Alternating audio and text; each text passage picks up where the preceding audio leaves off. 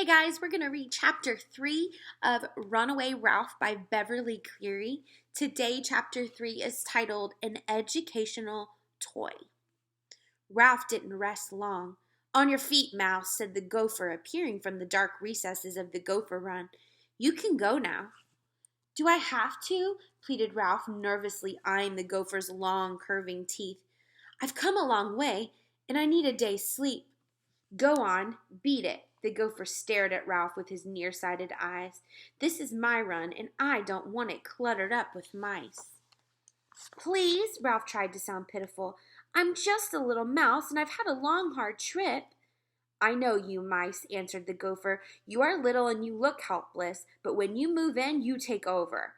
Then he added in a little more kindly tone, "Anyways, you had better get out while you can. That dog will eat his breakfast and go off on his round of inspection, and when he sees all the dirt he churned up, he'll start digging again." "Maybe you're right," admitted Ralph, who was not eager to share a tunnel with a grouchy gopher. He pushed his motorcycle up towards the circle of light that was the entrance to the gopher run, where he paused until his eyes became accustomed to the sunlight. A stray chicken wandered across the lawn under the walnut trees. A horse whined from the barn, and from the dining hall came the laughter and chatter of boys and girls and the clatter of silverware. The place seemed safe enough at the moment.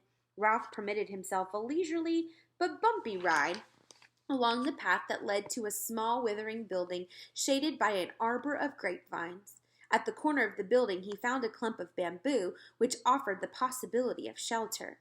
The fallen leaves and husks of the young bamboo shoots were broad and smooth, and the dried edges curled.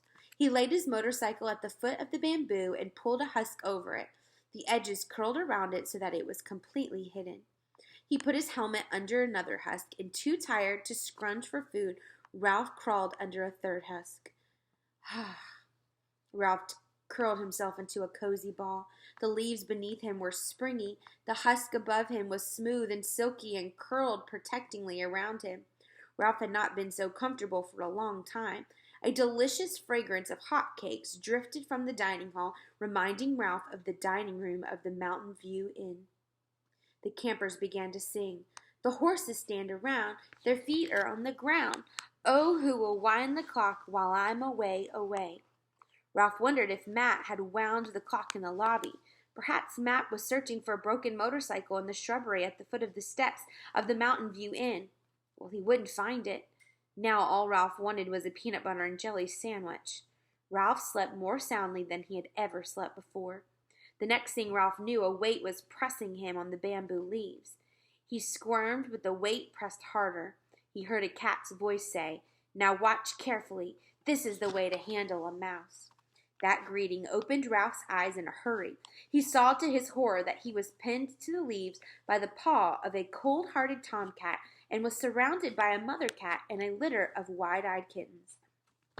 Ralph simply closed his eyes again and tried to pretend he was not there. He could not believe what was happening. Cats were something that happened to other mice, not to Ralph. Now he wished he had listened when his mother had tried to warn him, as she so often did, about cats, owls, people, traps, poisoned grain, and vacuum cleaners. "Children, pay attention," said the mother cat to her kittens. "A live mouse is an interesting and instructive plaything." Ralph felt quite miserable enough without having to be educational as well. "Now watch this," said the tomcat. The weight was removed from Ralph's body. A paw scooped him up and tossed him into the air. Nothing like this had ever happened to Ralph before. He landed on his feet and stood, frozen with terror, facing the cat. He waited with every muscle tense for the cat to pounce, but nothing happened. The cat, who wore an interested expression on his horrible furry face, simply sat and watched. Ralph was aware of the campers leaving the dining hall and scattering to different parts of the camp, but he dared not look at them. If he watched his chance, he might be able to make a run for it. The cat, apparently distracted by a butterfly, glanced away. Ralph leaped for freedom only to be brought back to earth by a paw. "That's the way to do it," said the tomcat. "Mice are stupid creatures who are easily fooled." Ralph lay limp, and still the cat's evil claws curled around his body. If Ralph moved even a hair's breadth, he would be stabbed in 5 places. "Maybe if I play dead they will go away," he thought. Children walked in and out of the screen door nearby, but no one came to the rescue of the small brown mouse behind the bamboo. "He's trying to play dead," explained the tomcat, "but I can feel his heart beating beneath my paw." Unfortunately, there was nothing Ralph could do about his heartbeat. If he ever got away from this cat, he would be a better mouse.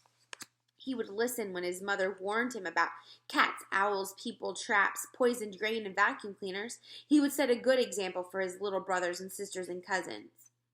"Children, forget that butterfly and watch closely," instructed the mother cat. "This is the scoop and toss play," explained the tomcat, and the next thing Ralph knew, he had been scooped up by the cat's paw and tossed in the air. He managed to land on all fours in the bamboo leaves, but he was too terrified of that clawed paw to move. The attention of the kittens, he was pleased to see, had wandered. One rolled over and tried to catch his tail. Another scampered off after a leaf. A third trotted after a girl, who picked him up and carried him away. The tomcat appeared to lose interest in Ralph and sat calmly, his tail curved around his feet, looking up at the leaves fluttering on the bamboo stalks. "He thinks he's got me fooled," thought Ralph. If he moved, the cat was sure to pounce. If he did not move, the cat would pounce anyways. There was no way Ralph could win. He was doomed to be a mid-morning snack for a cat. Luckily, Ralph did not have to make that decision. There was a sudden whacking noise on the fallen leaves, and a cloud of something light and soft settled over him. Then he found himself being tumbled about as he was lifted from the ground. "Good for you, Garf," said a woman's voice. "What kind of butterfly did you catch?" "This isn't a butterfly," answered the boy. "It's a mouse. I rescued him from Catso." By now, Ralph had managed to get his feet down and his head up so he could see that he was suspended in the air in some sort of net. Through the mesh, he could see a plump, cheerful woman who was wearing slacks and a blouse. He could see the boy, the same boy who had clumped through Mountain View in new cowboy boots, who was now holding him so ignominiously in the butterfly net. Better a net than a paw, thought Ralph philosophically, because he felt that where there was a boy, there was hope. Boys liked mice. "A mouse!" exclaimed the woman. "You caught a mouse in a butterfly net?" "Yes," answered the boy, "and I'm going to keep him." Where? Wondered Ralph. In his pocket? He hoped so. A boy's pocket was apt to be warm and dark and full of crumbs. The cat, cheated of his prey, stalked off with his tail in the air, trying to pretend in a most dignified manner that he did not want a mouse anyway. "Good," said the woman enthusiastically, surprising Ralph. All the women he had known, the housekeeper, maids, guests of the hotel, referred to mice as nasty creatures or pesky rodents, and from Ralph's point of view, spent their time trying to outwit perfectly harmless little animals. "We can find a place for him in our nature corner," suggested the woman, who Ralph decided must be the Aunt Jill Sam had mentioned. "Come on into the craft shop. I'm sure we have an old cage somewhere." Ralph was disappointed. He had looked forward to a dark and crummy pocket. At the same time, he was anxious. If he was going to be trapped in a cage, how could he get back to his motorcycle? The screen door creaked as it was opened, and Ralph found himself looking through a net at a room with long work tables and walls lined with shelves full of boxes, jars, and odds and ends. Seated on a bench were three girls who were busy braiding with long, thin strips of colored plastic. They appeared to ignore the boy until the woman rummaged around on the shelves and produced a small wire cage with an exercise wheel inside and a bottle for a water fastened at one end. Suddenly, the girls were interested. "What's the cage for, Aunt Jill?" asked one of them, as all three jumped up from the bench. "Garf caught a mouse in his butterfly net," explained Aunt Jill. "He wants to keep it." "In a butterfly net?" The girls found this feat funny. Let me see," they begged. Ralph found himself being poked out of the net and into the cage. The door was closed behind him and fastened. He scurried behind the exercise wheel where he sat trembling, partly from fright and partly from relief at being safe from the cat. "Isn't he a darling?" cried the girls, their faces large and close to the cage bars. "Isn't he sweet?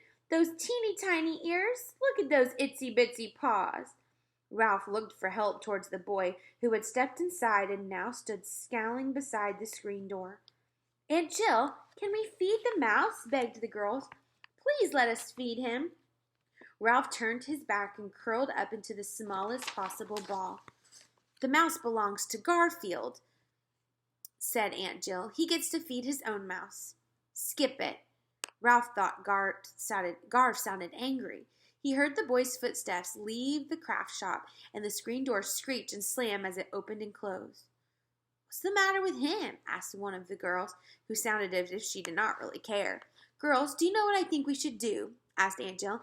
"I think we should all help Garfield enjoy camp. This is his first time away from home, and he doesn't know anyone here. I think he's lonely." "But he's mean," protested the girl with the sunburned nose. "He just stays off by himself." "There's nothing mean about that," Aunt Jill pointed out.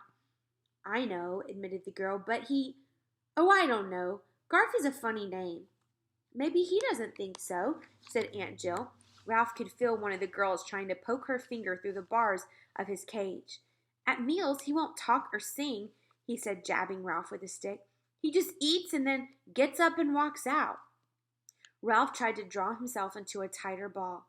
"See, he's outside just standing there. He practically never talks to anybody." Aunt Jill lifted Ralph's cage up onto a shelf in the corner near a window. "Catching a mouse in a butterfly net is certainly doing something," she remarked, "and I think Garf should take care of the mouse." Ralph made up his mind not to budge. If he stayed perfectly still, sooner or later they would all go away and let him enjoy peace and quiet in his nice, safe cage. Then maybe Garf would come back. He might even think of bringing a corner of a peanut butter and jelly sandwich. Then Ralph would simply explain to Garf that he needed to get out of the cage because he had to take care of his motorcycle. He was quite sure that Garf could understand, for he looked like the kind of boy who was interested in speed and motorcycles and who would know how to make a miniature motorcycle go. That is the end of chapter 3.